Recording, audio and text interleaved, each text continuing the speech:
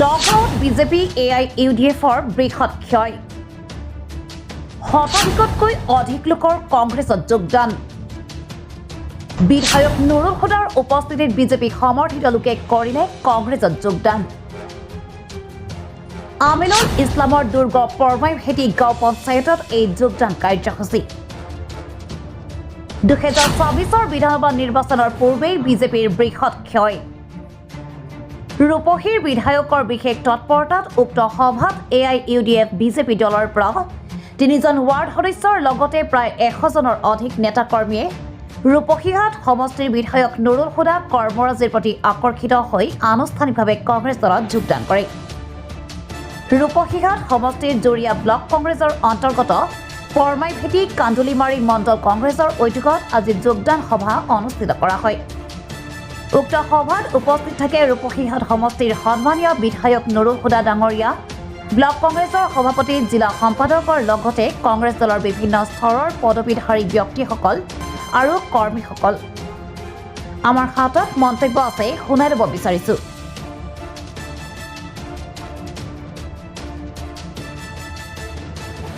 মণ্ডল কংগ্ৰেছৰ ব্যৱস্থাপনা আজি কেইবা লোক বিজেপি অগপ আৰু AIUDF দল ত্যাগ কৰি ভাৰতীয় জাতীয় কংগ্ৰেছত যোগদান কৰিছে মই তেওঁলোকক ধন্যবাদ আৰু কৃতজ্ঞতা জ্ঞাপন কৰিছোঁ এই সময়ত আমি সকলোৱে ভাৰতৰ সংবিধান বচাই ৰাখি সংবিধান প্ৰদত্তভাৱে সকলো নাগৰিকে যাতে সমান অধিকাৰ পায় তাৰ কাৰণে আমাৰ এটা পৰিৱৰ্তনৰ প্ৰয়োজন হৈছে বিজেপি দলৰ যি অপশাসন আৰু বিজেপি দলৰ সাম্প্ৰদায়িকতা এই সাম্প্ৰদায়িকতাৰ অপশাসনৰ বিৰুদ্ধে সকলো ৰাইজ আজি কংগ্ৰেছৰ দলৰ ফালে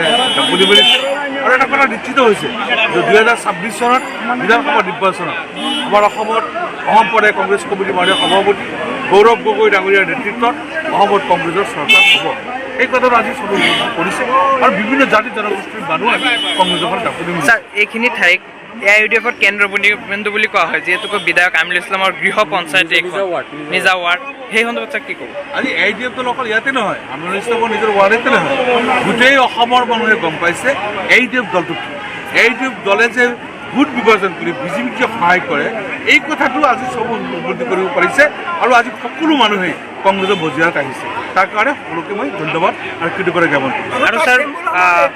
কান্দুলিমাৰী পৰমাইভেটি গাঁও পঞ্চায়তৰ বেছি সংখ্যক ৱাৰ্ড সদস্য আজি যোগদান কৰিছে বিজেপিৰ পৰা বা AIUDFৰ পৰা আহি কংগ্ৰেছ দলত যোগদান কৰিছে সেই সন্দৰ্ভত কি বেছি সংখ্যক ৱাৰ্ড সদস্য নিৰ্বাচনত যিকেইজন বাৰু AIUDF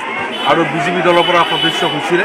আজি তেওঁলোকৰ দল ত্যাগ কৰি ভাৰতীয় জাতীয় কংগ্ৰেছৰ দলত যোগদান কৰিছে মই তেওঁলোকক শুভেচ্ছা জনাইছোঁ ধন্যবাদ news desk report Brahmaputra valley news